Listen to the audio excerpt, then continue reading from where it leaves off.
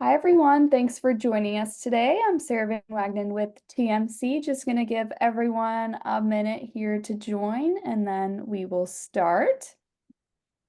Today, we have with us Spencer Doesabout, the CEO of Adium, and Mike Stoddart, until recently, was the president of Luminate. And they are going to be discussing leveraging data to increase top-line drive profitability. And if anyone has any questions at all during the webinar, please drop them in the chat and they will address them appropriately. And this is also being recorded, so you will get a follow-up email with the recording and their contact information if you have any additional questions as well. And with that, I will pass it over to Spencer and Mike. Great. Yeah, thank you so much for having us and welcome everybody here, or everyone, I guess, listening after the fact as well.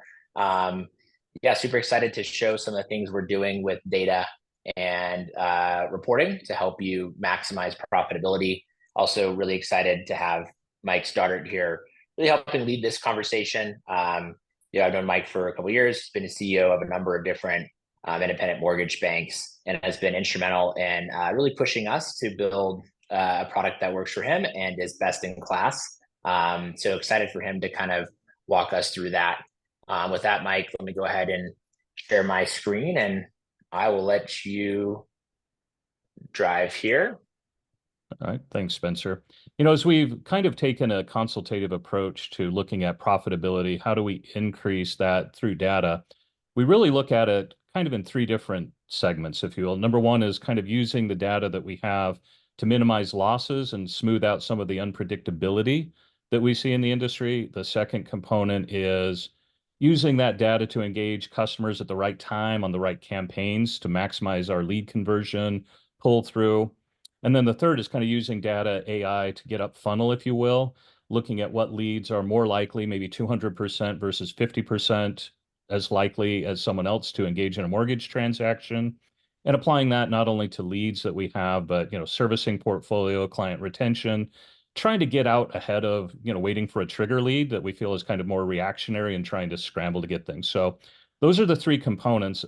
For purposes of today and the time that we have, I think we're going to really focus on the first one. And then, later on, if anyone has questions, we could be certainly happy to go through one of the other two, or track us down at the conference. We'll be at the TMC conference as well. So for purposes of what we're going to share with you today, we kind of used a small to mid-sized IMB, retail, kind of old school belly to belly type of example, not call center type of thing, to just show you what we've tried to accomplish for them. Spoiler alert, I'm just going to let you know right now that since they've put out these principles and focused on them, we helped get production aligned for them and everything else. They have not lost money in any calendar year since doing that, which is last 5 years. So I know not all IMBs can say that, but that definitely puts them in the minority, and it's pretty good. So that's kind of where we're starting. The challenge that we had when we first started working together is kind of like, what is the data that we have? And this is how we felt, is like the data that we were getting was telling us what iceberg we hit, and letting us know how much water we had been taking on. And it was kind of frustrating because we were looking at going, well, can't you give us the data to help us steer around the iceberg? Would be really, really helpful. And how do we get everybody from a production standpoint on board about being productive too, right? Because here's what happens. You could have somebody who is saying, my accounting team is saying, here's my forecast on the pro forma. This is what I think. Production saying, that's not right. This is what I think. And neither one of them are there. Everyone thinks the other party is wrong. So we just kind of keep the insanity sitting there and we wait. And at the end, we're looking at these results and neither one was exactly right. So we just keep that insanity until maybe a retail P&L gets so far upside down that they quit and they go take a 70 basis point signing bonus somewhere else, right? So, and what we did is we started looking at this as we were saying, okay, well, in analyzing this particular company, by the 15th of the month prior, we knew that about 50% of the loans that were going to close the following month were already in the pipeline, whether that was a started milestone or somewhere in that continuum of milestones. So already by the 15th of the month prior, we could start looking at things and saying, well, wait a minute. If we look at your information for your branch specifically and your statistics, right now, you told me that you're planning on doing $10 million next month, but you've got $3 million sitting here. That tells me you're probably only going to do 6 million. So now we have the next 2 weeks to, get through the end of this month and maybe the first week of the following month. What are we going to do differently to increase that number? What we found is by the time we hit the 30th of the month, 90% of those loans based on their average close time were already in the pipeline. They only left 10% for kind of like the loans in the first week of the month, or sometimes there were the, hey, I need the 8-day flip because somebody, fell out of escrow or something like that. So that allowed us to really look at these numbers and try to get production in order of, well, what are we going to do about it? We have a very small window that we can either increase the amount of applications that are in the system, or we can cut expenses, or what are we going to do to focus on profitability, knowing this specific data for these specific branches at this company. So Spencer, that reporting that we did for them. Absolutely.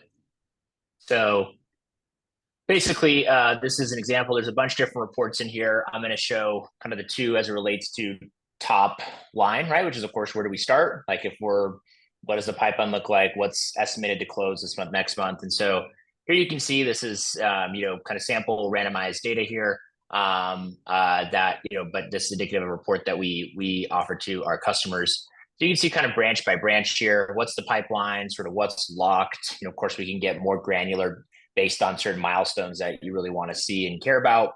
And then kind of going down here, you see this bar graph, which looks at what has been closed already this month, what's estimated to close, what's estimated to close next month, and what's sort of the remaining pipeline.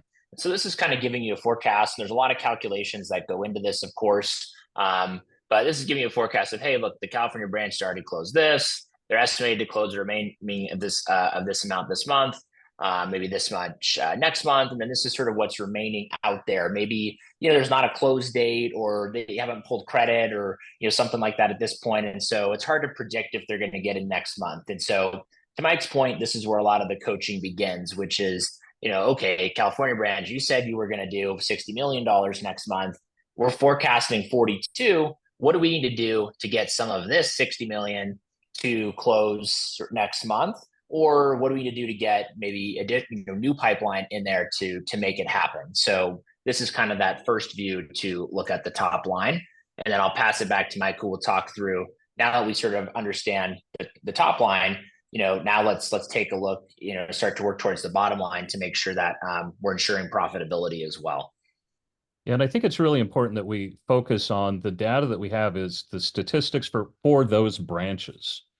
And you're looking at those various milestones in the pull through, right? Something's going to have a much higher pull through in a clear to close milestone than it is in a started milestone, right? And so we're looking at that and looking at the statistics for what is that branch averaging, so that you don't run into this kind of 2-year-old situation with producer who is like, nah, I'm going to close more loans. Like, well, how? Statistically, for the last 3 years, you haven't. So what's going to be different?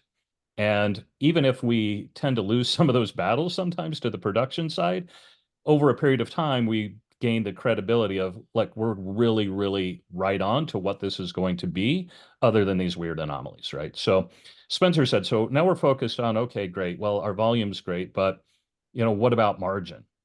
The assumption is fine that we're going to do this volume, but at what margin? Each of those branches, most of those production, whether it's someone who owns quote unquote a P&L or is just a retail branch, there's some type of modeling that exists on what the assumption of that margin is going to be, based on a mix of what the anticipated government, conforming, jumbo, high bal, bond loans, all of those things into the mix are going to translate into an average margin. So we're having to look at the evaluation of what was that model expectation and what is the performance of what you have in the system, right? Are you performing to margin, or are you not performing to what that projection looks like? And then, of course, I love these little type of memes here, like with the melons, because this is what I have all the time, is I've got this branch who's based on, they've got their comp, they've got their expenses, they got all of these things based on 80% FHA loans. And next thing I know, I've got 80% bond loans, where we're losing 10 basis points on every one of the bond loans. And the branch is excited because, hey, you know, they get paid the same and it's $5 million in bond loans. So we're excited. So they're kind of like, that's okay, we'll make it up in this volume. But it's like, you're really not going to make it up in the volume, right?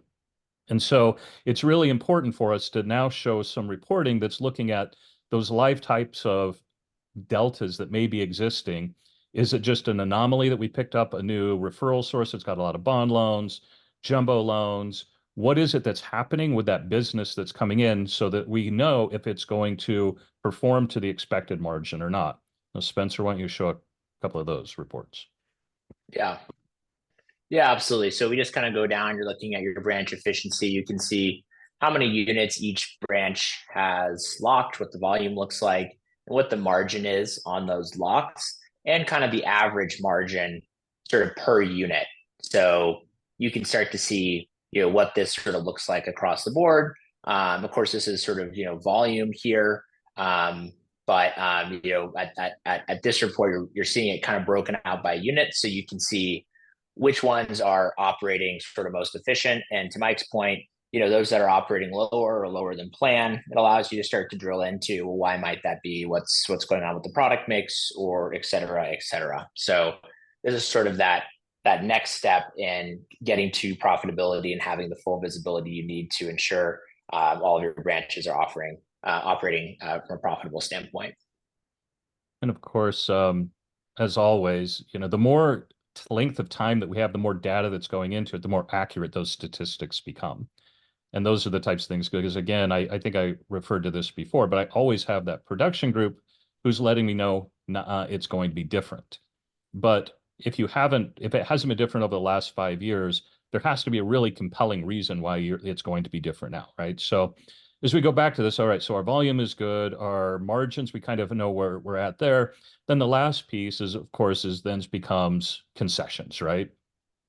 Because every single time we have this model that's kind of baked in, we know about what our anticipated margin based on what our pricing is in that MSA. We're expecting concessions average of this, right? Again, historical average. But we always have these stories coming in, right? I have to compete with this. This is what I have to make the price on the loan to compete. And of course, every loan officer I've ever met is in the toughest, most competitive market in the US. And so that's kind of what happens, right? So they go in and they say, we need this compliance and things. They have their thresholds, right? So, but what tends to happen is you end up with a rubber stamp approval, right? Maybe the LO can do this, branch manager, regional, divisional, et cetera. And it just gets rubber stamped as to whatever that concession needs to be. And I've watched so many times over the last 30 years I've done this, my margin is good, my volume is good, and then all of a sudden these concessions come in and it really skews very quickly my profitability, right? And guess what? Even if they can't get that concession approved because of some threshold or limit, not to worry. I can always do a last minute lender, credit on a CD, or the client's going to walk, right? And so they have these other ways of skirting about that. It's just eroding that margin that we had in the concessions. So one of the things that we also have to look at is kind of that reporting that's saying, well, wait a minute, if my budget showed that I have 20 basis points average concessions on $10 million, I can do the math on that. And no, we're not talking about point bank or things like that. I get it. But we are talking about profitability management. And if you've asked for a concession on this jumbo loan that's costing $30,000, I really have a challenge as to how in the world we're going to maintain profitability throughout the rest of the month. And giving proactive information, accurate information to those production leaders allows them to make good decisions as to how do we maintain these profitability. So Spencer, why don't you show them some of that information? Absolutely. So kind of going down here is a lot of different ways to visualize this data, of course, but to kind of just get to this grid here at the bottom, again, we have our locked units, our locked volume, and our margin here. But over on the right, you're going to have your concessions. This is your average concession, per unit, and what this looks like in basis points, what this amounts to from a dollar perspective. And that affects that kind of net total average margin bips. And so to kind of look at a couple of examples here, obviously the Florida branch is a bit crazy with their concessions in essence. and they're overall their volume looks okay, and their margins don't look particularly bad. In fact, their margins look a lot better than the New York branch. However, there's so many concessions here that their kind of net total average margin becomes significantly less than sort of the New York branch. And so really important to have kind of this data as well to ensure that you're driving profitability. And of course, as these data points really update in real time, you can track this throughout the month to see like, well, who's getting close to that limit on concessions. And it can allow you, maybe if someone's used most of the concessions that they're typically allotted halfway through the month, it allows you to be more proactive instead of reactive to work with them to ensure that they're ultimately hitting the margin that you've agreed upon with them to do.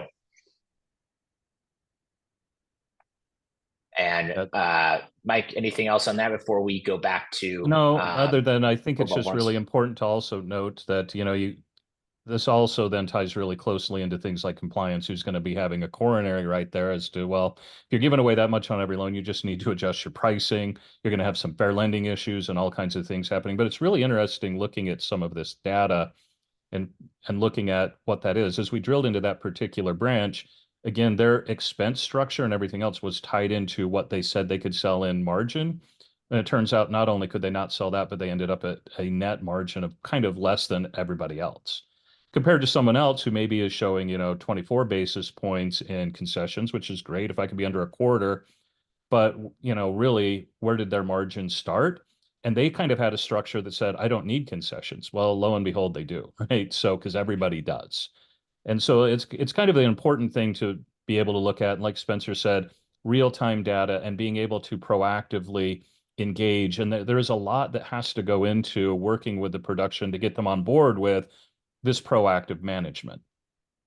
The last thing that sorry. And I was going to add too, there can be alerts set into the reporting as well if someone hits certain thresholds and whatnot. So, we don't have time to demo every single thing that could be done, but a lot of our customers build in alerts or reports around when people hit certain thresholds or trigger certain things. So again, you're not seeing this after the month closes. If someone triggers a certain threshold on day 7 of the month, you're seeing all of this real time. And to Mike's point, it gives you what you need to help avoid the iceberg. So we want to help you see those icebergs as quickly as possible. Yeah, for sure. I mean, the thing that I always hated worse than anything is kind of like then we're looking at this P&L or performance review on various places, and somehow it always seemed to be a surprise to everybody, other than the accounting group, who, usually thought it was going to be even worse because the sky is always falling. But I don't like those surprises. Like, we should really know what can we do and how do we pivot those types of things and establish very early on staffing levels. Are the staffing levels appropriate? Is the marketing spend working? There's a different report that we have that's kind of looking at the different types of value and return on investment that we have in the various places we're doing. Is it Zillow leads versus whatever it may be, lunch and learns, first time home buyer seminars, whatever they may be doing to generate business, right? The one last thing that this particular group wanted to do that I thought was really nice is then just really having a broad-based trending and tracking type of thing and looking at what's really happening, right? And you kind of see, and this is just me, I always have these little funny memes because I enjoy them. And they're always telling me there's always a great reason that I can have from a branch manager, a regional, a divisional, head of production, whatever it is, as to why this happens. But they're really a good gal, really a good guy. And look at their history. I'm like, you can't have that many stories that equate to, say, 3 months in a row of losses. How do we create the systems and the reporting to show what needs to happen so that we're looking at a couple of different things? We're looking at, did you just have great profitable months, 2 months, and now you're just way down? Or have you been losing money and that amount has been growing? Or were you losing $20,000 a month and then it went to 10 and now it went to 5? So we're kind of tracking in the right direction. And then whether you have something that's an internal tracking of reserves that this particular group did or external, how are they really looking kind of in that reserve category so that we know when do we make a good decision so that we don't end up negative, right? And that's really the goal that we had working with this particular company was, you know what? We try to run not a huge fat margin type of place. We really try to give our originators a competitive space to operate within.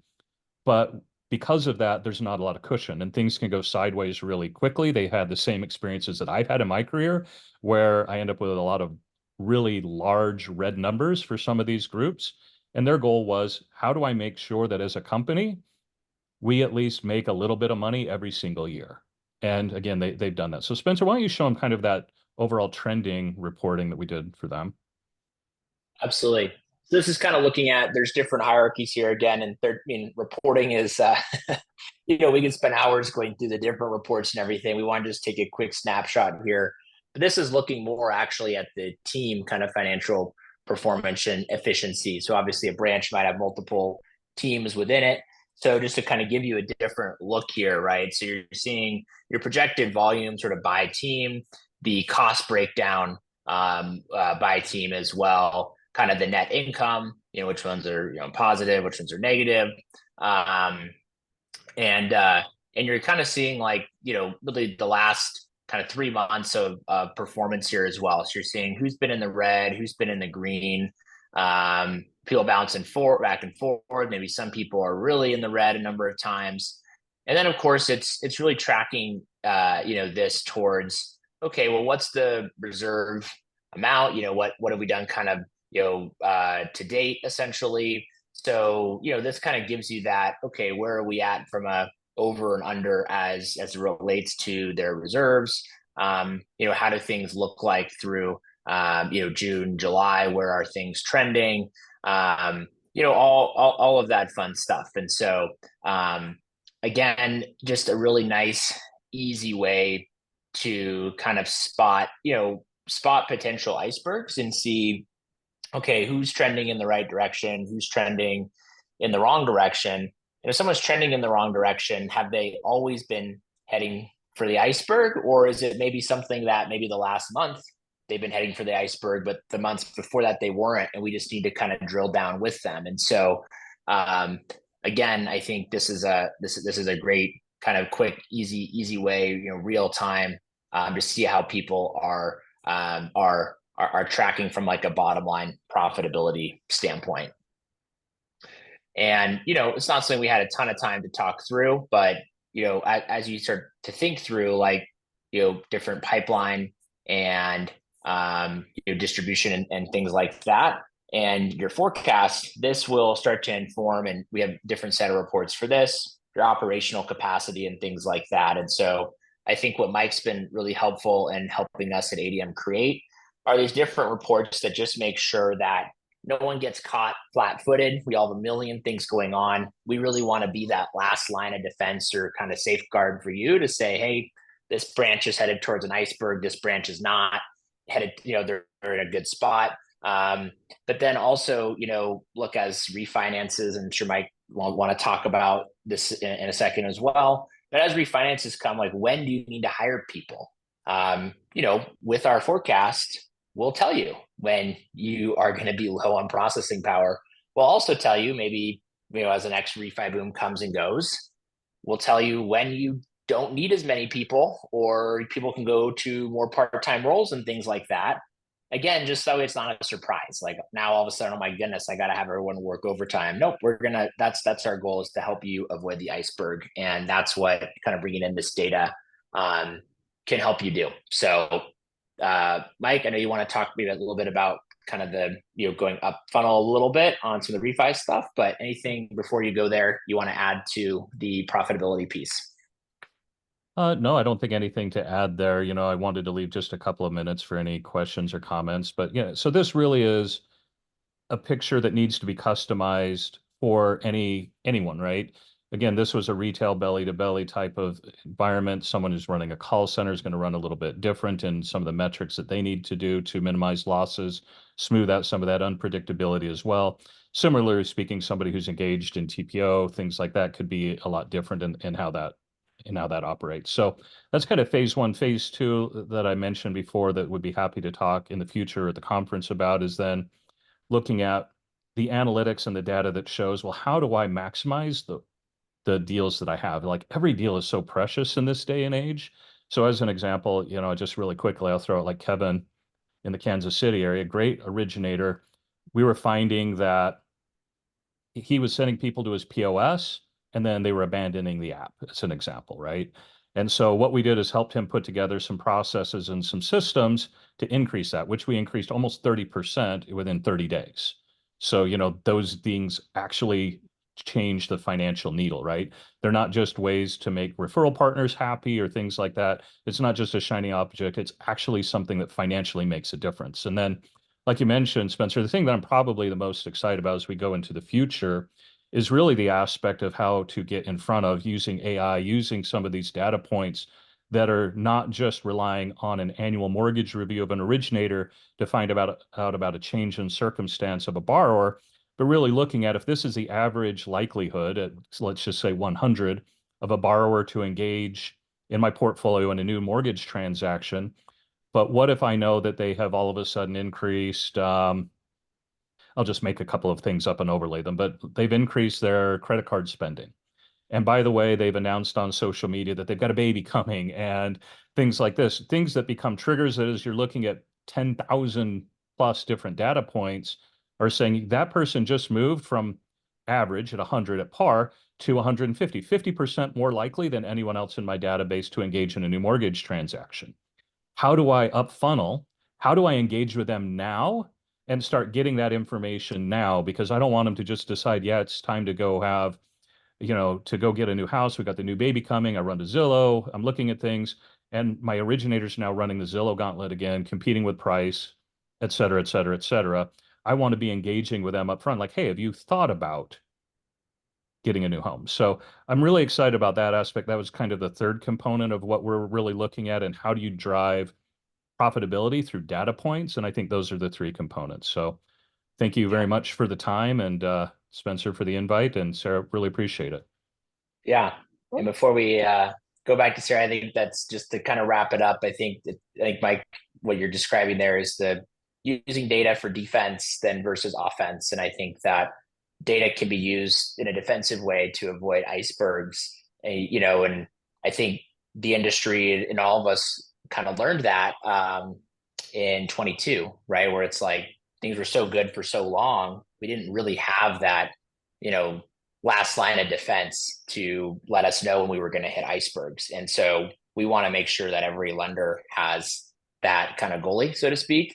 But to Mike's point is once you have that in place, playing offense becomes a lot more fun to where you can start to say, how can we leverage our data to help producers like a Kevin? And I know we didn't talk a whole lot about that, but I did want to throw it out there because as Mike said, it's very consultative and this is all very kind of customized based on who we're working with.